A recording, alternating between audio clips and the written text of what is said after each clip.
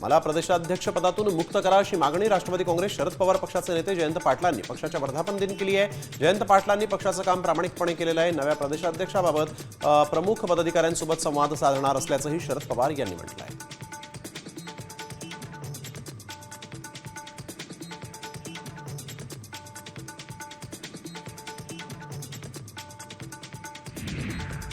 जळगावच्या एरंडोलमधील धरण गावातील उड्डाणपुलाखाली व्यावसायिकांनी अतिक्रमण करून व्यवसाय सुरू केलेले आहेत। त्यामुळे वाहतुकीची प्रचंड कोंडी होऊन इथं अपघात होण्याची भीती नागरिकांनी व्यक्त केलेली आहे। तसंच वाहनं पार्किंग केल्यामुळे उड्डाणपुलाची पार्किंग पूल म्हणून ओळख झाली। त्यामुळे उड्डाणपूल अतिक्रमणमुक्त करण्याची मागणी आता स्थानिक प्रवाशांनी केलेली आहे।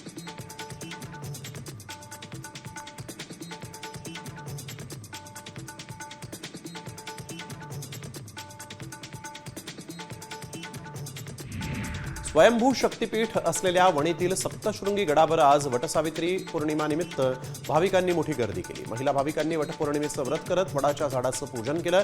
शिवाय आदिमायेचे मनोभावे दर्शनही घेतलंय।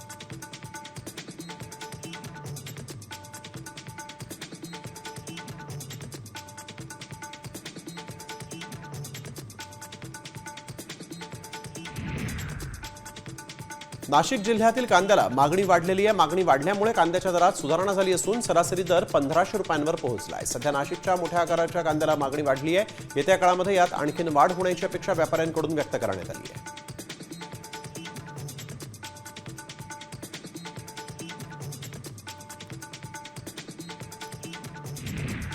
मराठवाड्यामध्ये पुन्हा एकदा अवकाळी पाऊस आणि वादळी वाऱ्यानं शेतकऱ्यांचं मोठं नुकसान झालेलं आहे। या वादळी वाऱ्याचा सर्वाधिक फटका हिंगोली जिल्ह्यातील केळी उत्पादक शेतकऱ्यांना बसलेला आहे। केळी उत्पादक शेतकरी राजू दत्तराव गावंडे यांनी टाहो फोडत सरकारकडे मदतीची मागणी केली आहे।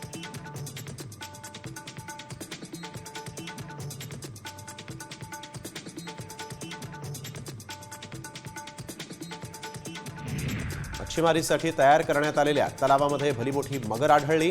नागपूर जिल्ह्यातील मनसर गावातील बोर्डाफाटा इथं ही घटना घडली। बोर्डाफाटा येथील शेतकरी कैलास यादव यांनी शेतात फिश फार्मिंग करिता 4 तलाव तयार केलेले आहेत। यात ही मगर आढळल्यामुळे नागरिकांमध्ये ही भीती पसरली आहे।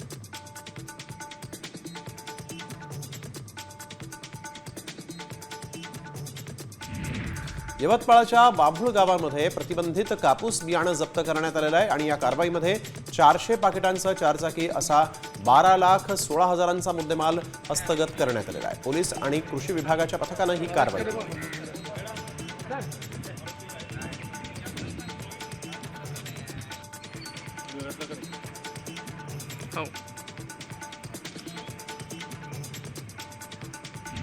मेळघाटात पेरणीपूर्वी आदिवासी पूजा आणि नृत्य करतात। पेरणी यशस्वी व्हावी व पावसाळ्यात होणारी रोगराई होऊ नये, गावातील नागरिकांवर कोणतेही संकट येऊ नये यासाठी गावाच्या सीमेवरच हे आदिवासी बांधव भूमकाद्वारे भमई देवीची आदिवासी नृत्य करत पूजा अर्चा करतात।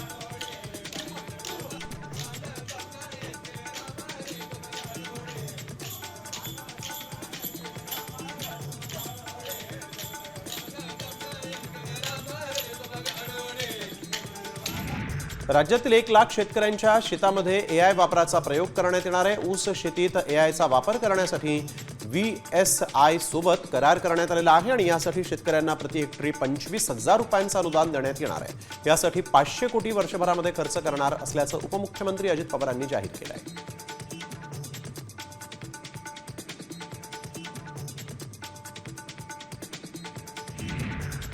पालघरमध्ये 150 पेक्षा अधिक सफाई कर्मचारी जे आहेत ते संपावर गेलेले आहेत। गेल्या 25 वर्षांपासून या सफाई कामगारांना किमान वेतन मिळत नसल्यानं कामगार आक्रमक झाले। सफाई कामगार संपावर गेल्यामुळे शहरामध्ये कचऱ्याचे ढीग पाहायला मिळत आहेत आणि या सफाई कर्मचाऱ्यांच्या मागण्यांची आता तरी दखल घेतली जाते का हे पाहणं महत्त्वाचं आहे।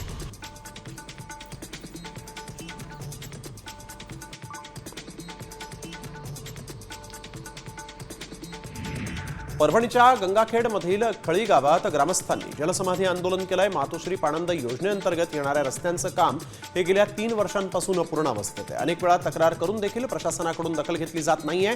त्यामुळे गावकऱ्यांनी उपोषणाला सुरुवात केली आहे।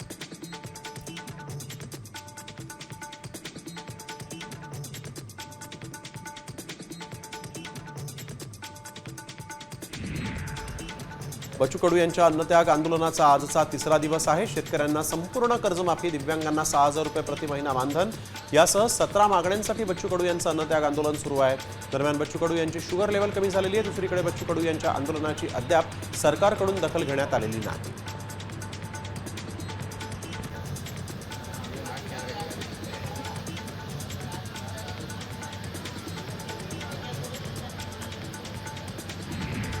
वाशिममध्ये कचरा गाडीचे चालक, हेल्पर आणि सफाई कामगारांनी नगरपालिकेसमोर कामबंद आंदोलन केलेलं आहे। किमान वेतन तसंच SIC आणि PF मध्ये झालेल्या घोटाळ्याची चौकशी करा, पगार नियमित करा, कामावरून काढलेल्या सर्व कामगारांना विनाअट रुजू करणं या मागण्या यावेळेस करण्यात आलेल्या आहेत।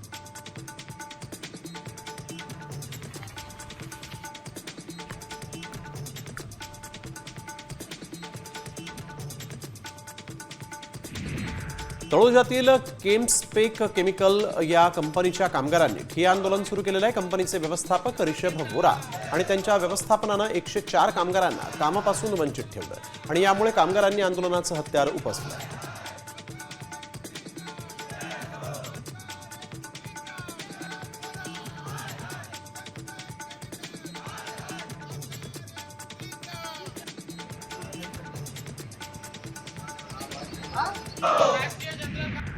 अकरावी प्रवेश प्रक्रिया लांबणीवर पडलेली आहे। पहिल्या फेरीतील विद्यार्थ्यांच्या कॉलेजची अलाइनमेंट आता 26 जूनला प्रसिद्ध होणार आहे। अलाइनमेंट यादीमध्ये नाव प्रसिद्ध होणाऱ्या विद्यार्थ्यांना 27 जून ते 3 जुलै या कालावधीत प्रवेश घ्यावा लागेल।